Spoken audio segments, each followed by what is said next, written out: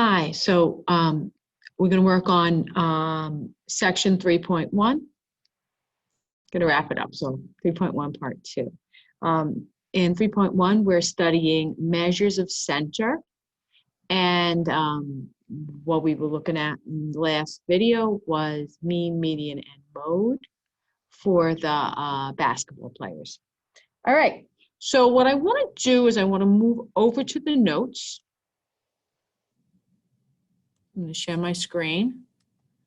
Okay, and what we want to differentiate is these measures of center and what they mean and what they're referred to when they belong to a population or when they belong to a sample. So we have numerical measures of a population are called parameters, right? So populations have parameters. And numerical measures of samples are called statistics. So populations have parameters, PP, and samples have statistics, SS. And they're similar, right? So they're numerical measures. In particular, we can discuss the population mean and the sample mean. So whenever we're talking about numerical measures of populations, they are parameters, and we will always use Greek letters. This is the Greek letter mu, okay? And it's going to stand for the mean. And the numerical measure of a sample, that's the mean, is called the sample mean. And we'll use regular letters for that. And in this case, we use X with a bar on top, and that refers to the sample mean. So we look down here, these are from the notes on Blackboard, and we see that you calculate it in the same way. So in order to calculate the mean, if it's a population mean or if it's sample mean, doesn't matter. You look at all the numbers you have, all the observations, and you add them all up, and then you divide by the number of observations that you added up, okay? So this symbol here, this guy right here, that this thing is called a sigma. It's a capital Greek sigma. It means sum up, and sum everything that's to the right. So for the population mean mu, we get this by summing up all of the observations and then dividing by the number of observations that you've summed up. Okay, and note here that we use a capital N for a variable X in a population of size capital N. Capital N refers to the size of the population. And little n will always be how we refer to the size of the sample throughout the whole course. So how do you calculate the sample mean? Is by adding up all the observations in your sample and then dividing by the number of observations in your sample, little n. So it turns out that to calculate the population mean and to calculate the sample mean, you go through exactly the same procedure. So it's going to be pretty easy to just say, wow, whatever she just said, I can ignore it because it doesn't make a difference. But in fact, it really makes a difference, because the entire emphasis of this class is in using the sample mean as we move forward into inference. Our whole job is going to be to use the sample mean X bar to estimate the population mean mu. And what probability theory do we need to make that happen? And how certain are we of that estimation? So it's really non-trivial. The difference between mu, the population mean, and X bar, the sample mean. So try to hold on to that, and I think it will serve us well. All right, I want to go back. There's a couple more things about means I want to share, so I'm going to go back and share my screen, and I want to talk about shapes of distributions and what we would expect if our distribution was symmetric, or if our distribution was right skewed or left skewed, with respect to the relationship between the median and the mean. Okay, so let's go ahead and look at this center situation here where we have symmetry. So the distribution is symmetric. And in the case where the distribution is symmetric, excuse me, let me go back up here. In the case where the distribution is symmetric, it's most commonly the case that the mean is equal to the median, or approximately equal to the median. May not be exactly equal, all right? And then what happens, so let's just look at that situation where we maybe have symmetry. Maybe this is the distribution of incomes in a town. And this is the mean income, and there's about the same number of family incomes that are less than that center, and as there are that are greater than that center. So what we want to think about is what's going to happen to the mean and to the median as maybe some people from the low income move over here to the high income. So suppose you have a distribution in your town of incomes that look like this, and we'll take like maybe 10 people, for some reason or other, they have, they move their incomes from below median to way above here. So if we think about that, if it's just a few people, right, and they're moving either from just beneath the mean, the middle, to above, or maybe they're over here and then they move above, the median will change. Could change, particularly if those, the individuals with the increasing income are below that measure of center, right? So it's going to pull up, but it's not going to pull up so much, because really if we take, 10 people from over here and put them over here, the median is going to change a little bit, but mostly the median is concerned with what's going on in the middle of the distribution. So it might be push up a little bit, but not too much.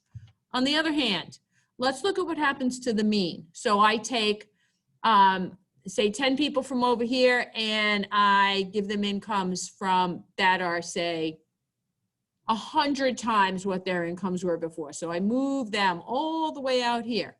So while the median is going to move a little bit, what's happening to the mean? Well, now I have to add up all the incomes in the whole town, and that's going to be in my numerator.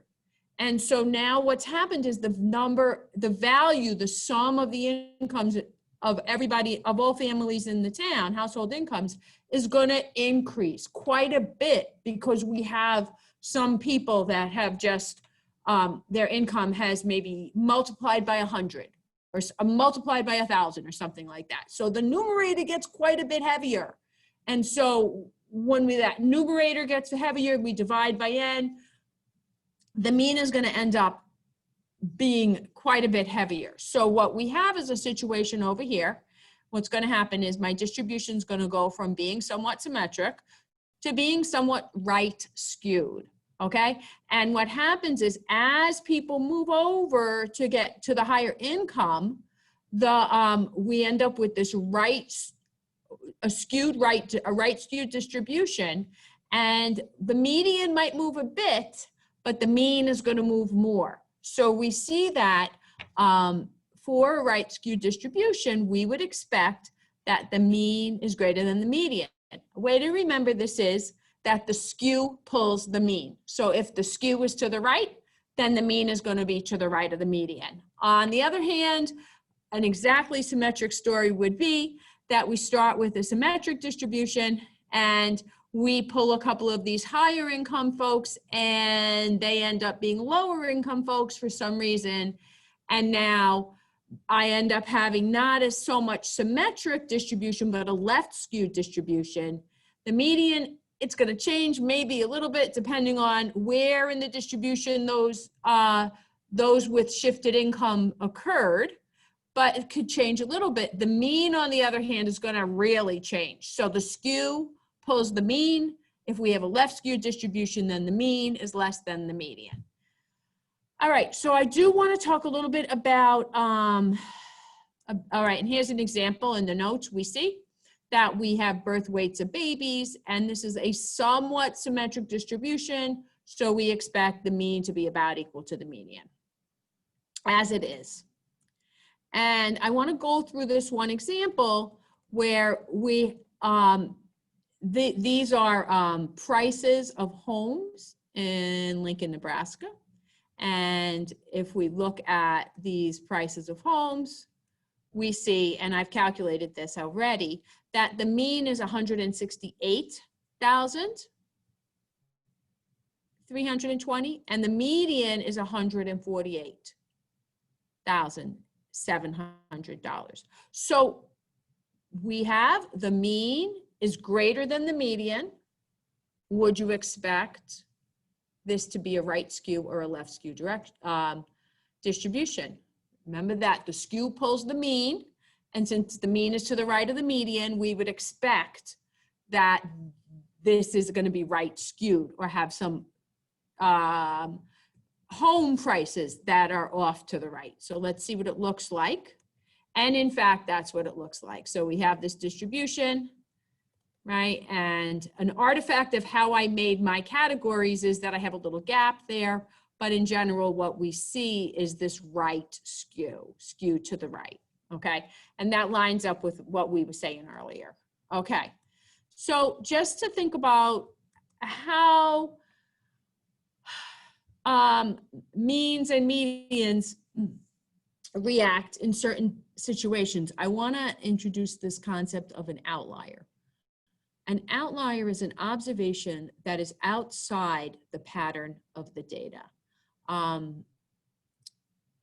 And you maybe run into other definitions of outliers, but for the purpose of my work as a statistician and our work in this course, most of the time that simple definition will do for us. So what we want to work on here is we want to calculate, suppose we have 3 data points, 6, 1, and 2, and we want to calculate the mean and the median for those, okay? So I'm going to move it back over here to the board.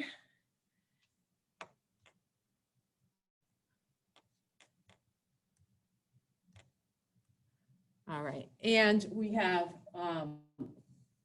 this is kind of one of the things that happens when I work too late.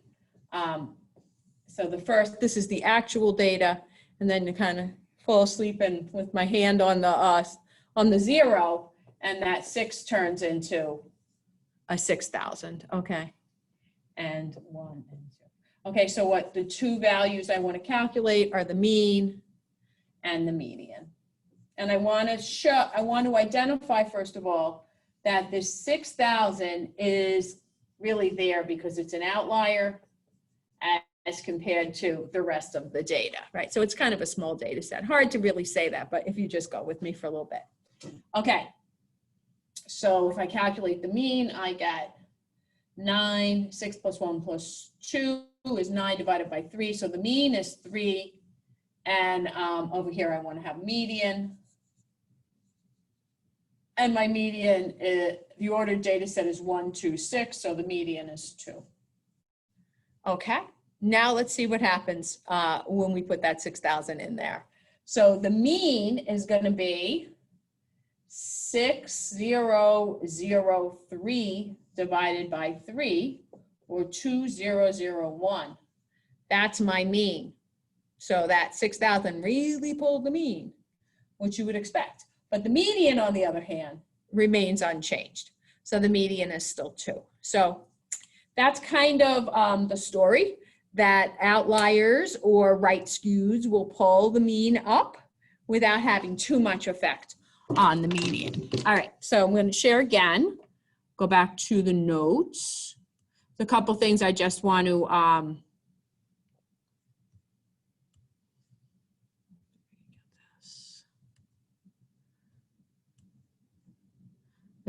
kind of discuss is what each of these measures of centers really stands for, how they can be interpreted. Okay, so this is a little summary on this page in the notes of the measure of central tendency, mean, median, and mode, how it's computed, how it's interpreted, and a couple other things. Okay, so the mean, it has one calculation, one way of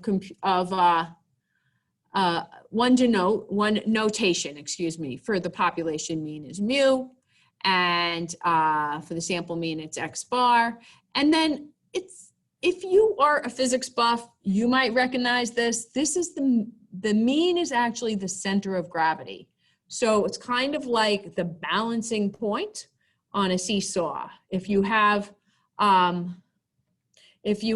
the, like a histogram, the mean is the place where that histogram would balance. The mean would be the fulcrum, the point in the center of balance.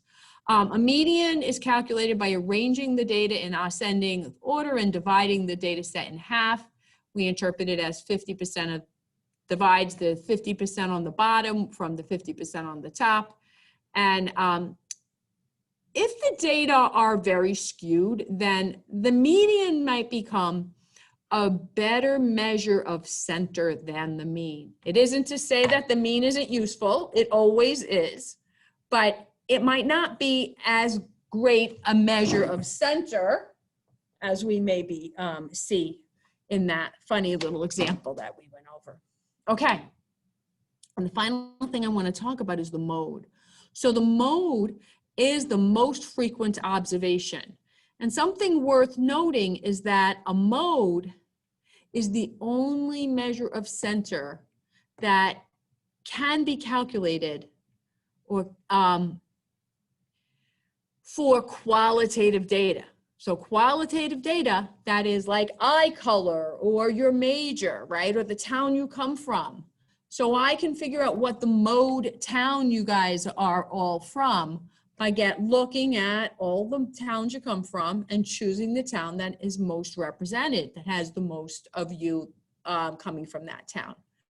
So you cannot find the mean of towns, you cannot find the median of towns, because really you can't order them, all right? There's no way of saying that one town, you know, by its very nature is greater than the other town. Maybe one town has higher population or higher income or more numbers of COVID, but the town itself is qualitative. The name of that town is just a label and it's qualitative. So the only measure of a center for qualitative data is mode. All right, so that's it for 3.2. We will see you next time when we go back to look at our basketball players.